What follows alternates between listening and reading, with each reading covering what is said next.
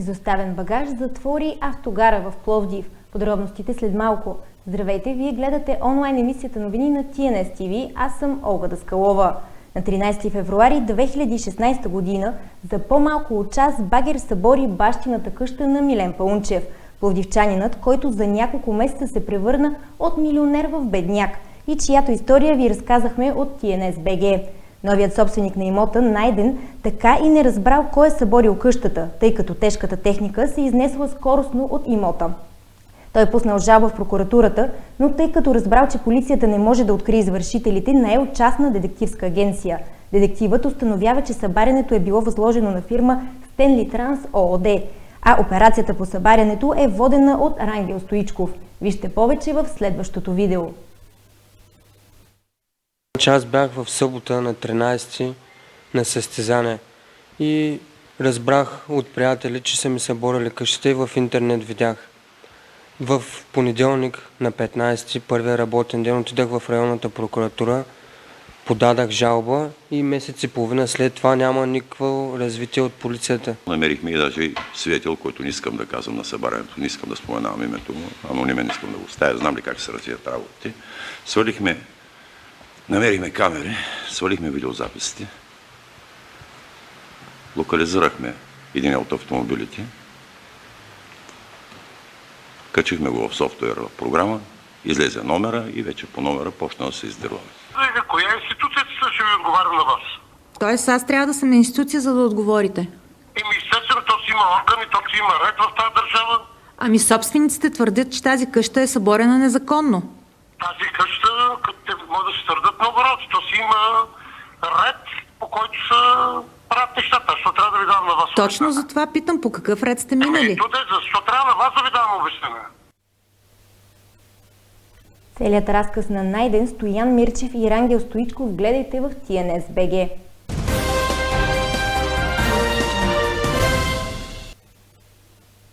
Психозата заради възможни взривни устройства в стратегически обекти продължава.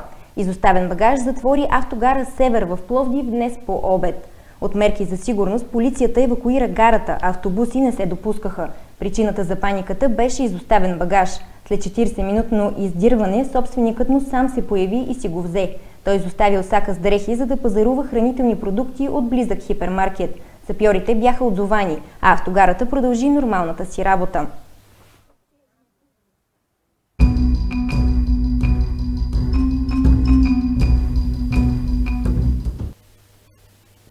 При засилени мерки за сигурност и с протест на ВМРО се проведе делото срещу 14 души, обвинени в разпространяване на радикален ислям в окръжния съд в Пазарджик. Държавното обвинение прочете обвинителен акт от 150 страници, в които подробно са описани действията на подсъдимите. В залата бяха и поддръжници на обвинените. Окръжният съд в Пазарджик пусна на свобода единствената жена, задържана при акцията за проповядване на радикален ислям. Студентката Александрина Ангелова беше освободена под гаранция от 5000 лева заради влошено здравословно състояние. В залата бяха 14 поддръжници на Ахмед Муса Ахмед. Ромският лидер от Пазарджик вече има присъда за налагане на джихад и насаждането на верска омраза и е сочен за ръководител на групата, която разпространявала идеята на ислямска държава в социалните мрежи. Съпругата му го защити. Това е най-голямата лъжа. Най-голямата лъжа. Той е една муха не убил, ще проповядва за война. Лъжа е, аз съм живяла, всичко съм видяла и знам Ахмед много добре. Всичко е лъжа. Нали ви казах, толкова са умни тия хора, как могат така да лъжат? Пред съда се събраха поддръжници на задържаните. Мюсюлманите в България, от турците в България, от ромите в България, какво още са видели, та ги ругаят? Защото коренът са тук са османлиите. Пазарджик е създаден от османлиите, не от българи. И Пазарджик е имало над 50 джамии на времето, които са разрушени с танкове.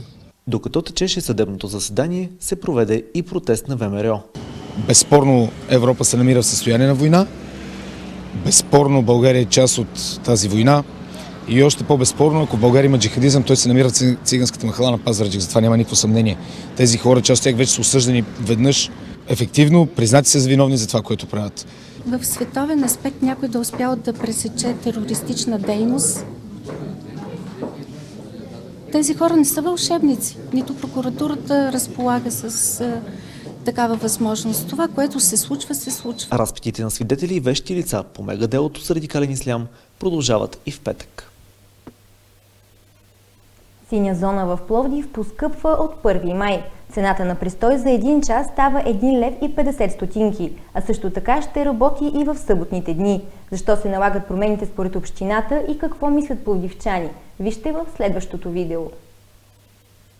Търсенето на свободно парко място в центъра на Пловдив понякога е мисия невъзможна. Голяма част от шофьорите паркират в малки улички, но и там местата са ограничени. Поред вас има ли проблеми с паркирането в Пловдив?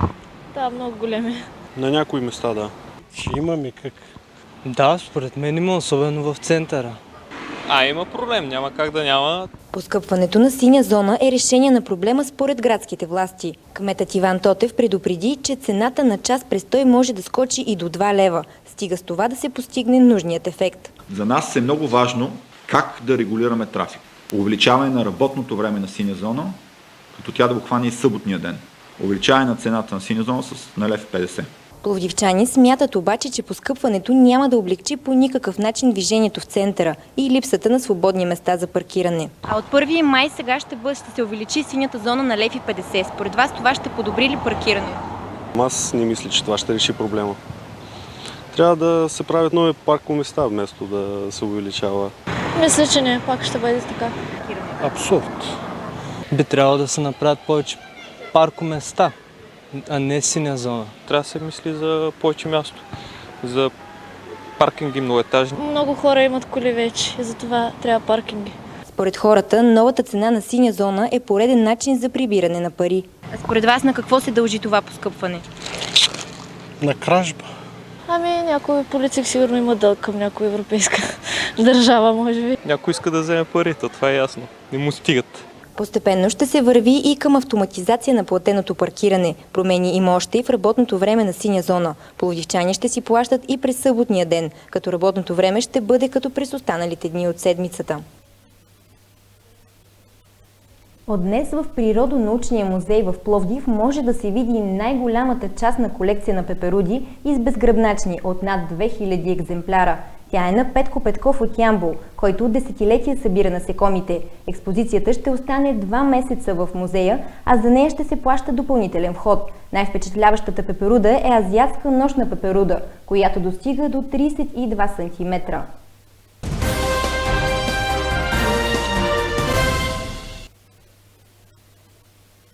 Самотна майка от Пловдив, живееща с 370 лева на месец, е принудена да се лиши и от дрехите си, за да даде шанс на своето дете да проходи.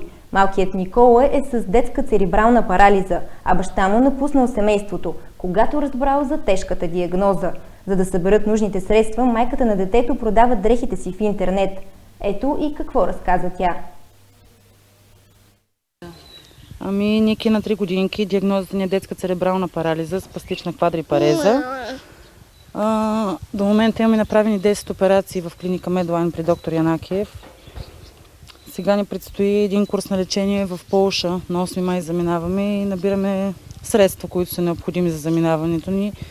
Именно 5550 евро е първото отиване. Ще се наложи да се ходи 2-3 пъти до там. Пускат се дрехите в базара, който е направен във Фейсбук с начална цена, примерно 2-3-5 лева. И всеки, който има желание, може да надава, за да се събират по някакъв начин средствата.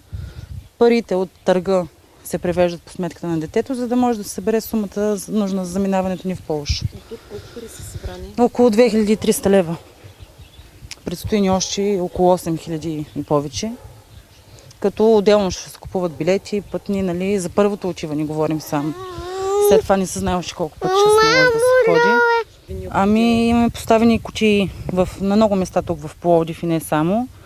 На 24 април ще се организира благотворителен концерт в квартал Коматево в читалище Иван Вазов. Като очакваме да се включат много изпълнители, от които все още очакваме отговор, за да видим дали ще се съгласят да ни помогнат. Стана ясен и новият директор на общинското предприятие Зоопарк Пловдив.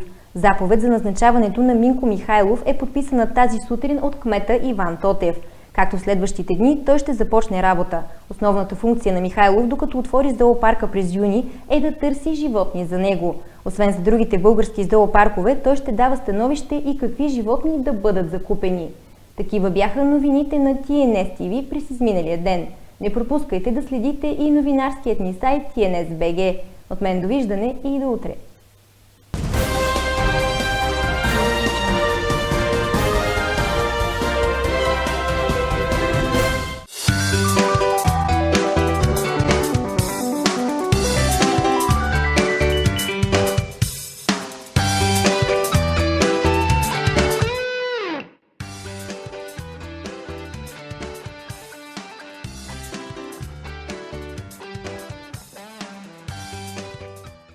Thank you.